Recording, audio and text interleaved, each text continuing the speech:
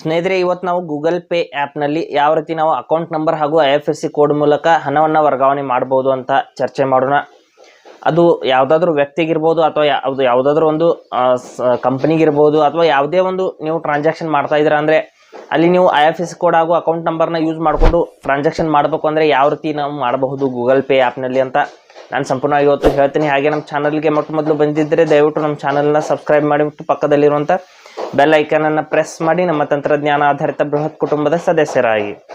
ಸ್ನೇಹಿತರೆ, ಇಲ್ಲಿ Google pay ಆ್ಯಪ್ನ ಓಪನ್ ಮಾಡ್ತೀನಿ. ಮಾಡಿಬಿಟ್ಟು ಅಲ್ಲಿ ನಾವು ಬ್ಯಾಂಕ್ ಟ್ರಾನ್ಸ್ಫರ್ನ ಯಾವ ರೀತಿ ಮಾಡೋದು ಅಂತ ಪ್ರೊಸೆಸ್ನ ಹೇಳ್ತೀನಿ ನೋಡಿ ಲೈವ್ ಆಗಿ.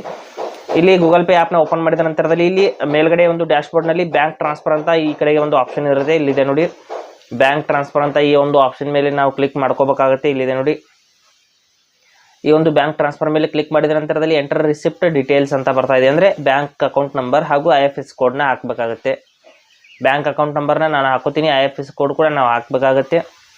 ಹಾಕಿದ ನಂತರದಲ್ಲಿ ನೋಡ್ಬೋದು IFSC ಕೋಡ್ ಹಾಕಿದ ನಂತರದಲ್ಲಿ ಯಾವ ಊರಿನ ಒಂದು ಬ್ರಾಂಚ್ ಅನ್ನೋದು ಆಟೋಮೆಟಿಕ್ಕಾಗಿ ಇಲ್ಲಿ ತೋರಿಸ್ತಾ ಇದೆ, ಇಲ್ಲಿ ನೋಡ್ಬೋದು. ನಂತರದಲ್ಲಿ ಕಂಟಿನ್ಯೂ ಅಂತ ನಾವು ಕ್ಲಿಕ್ ಮಾಡ್ಕೋಬೇಕಾಗುತ್ತೆ.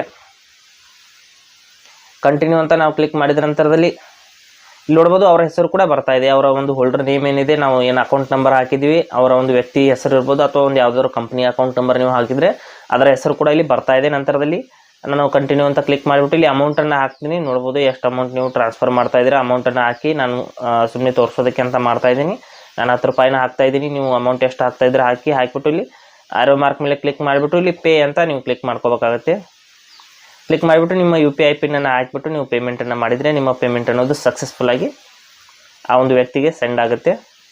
ಇಲ್ಲಿ ನೋಡ್ಬೋದು ರೈಟ್ ಮಾರ್ಕ್ ಮೇಲೆ ಕ್ಲಿಕ್ ಮಾಡಿದ ನಂತರದಲ್ಲಿ ತಕ್ಷಣದಲ್ಲಿ ನಿಮ್ಮ ಅಮೌಂಟ್ ಅನ್ನೋದು ಈ ರೀತಿ ಟ್ರಾನ್ಸ್ಫರ್ ಆಗುತ್ತೆ. ಟ್ರಾನ್ಸಾಕ್ಷನ್ ಸಕ್ಸಸ್ಫುಲ್ ಅಂತ ಬಂತು. ಈ ರೀತಿ ನಾವು ಗೂಗಲ್ ಪೇ ಆ್ಯಪ್ನಲ್ಲಿ ಅಕೌಂಟ್ ನಂಬರ್ ಹಾಗೂ IFSC ಕೋಡ್ನ ಬಳಸ್ಕೊಂಡು ಹಣವನ್ನು ವರ್ಗಾವಣೆ ಮಾಡಬಹುದು. ಹಾಗೆ ಸ್ನೇಹಿತರೆ, ಕೊಟ್ಟಿರೋ ಮಾಹಿತಿ ಸಂಪೂರ್ಣ ಮತ್ತು ನಿರೂಪಣೆ ಮಾಡಿದೆ, ಶೈಲಿ ಉತ್ತಮ ಅಂತ ಅನಿಸಿದರೆ ವಿಡಿಯೋನ ಲೈಕ್ ಮಾಡಿ ಮತ್ತು ನಿಮ್ಮ ಸ್ನೇಹಿತರಿಗೂ ಕೂಡ ಶೇರ್ ಮಾಡಿ. ಹಾಗೆ ಇದ್ರ ಬಗ್ಗೆ ಸಮಸ್ಯೆಗಳು ಡೌಟ್ಗಳಿದ್ರೆ ಕಮೆಂಟಲ್ಲಿ ಅವಶ್ಯವಾಗಿ ತಿಳಿಸಿ. ಮುಂದಿನ ವಿಡಿಯೋದಲ್ಲಿ ಮತ್ತೊಂದು ಹೊಸ ವಿಷಯದೊಂದಿಗೆ ಇರ್ತೀನಿ, ಮುಂದೆ ಬರ್ತೀವಿ. ಎಲ್ಲರಿಗೂ ಟೇಕ್ ಕೇರ್.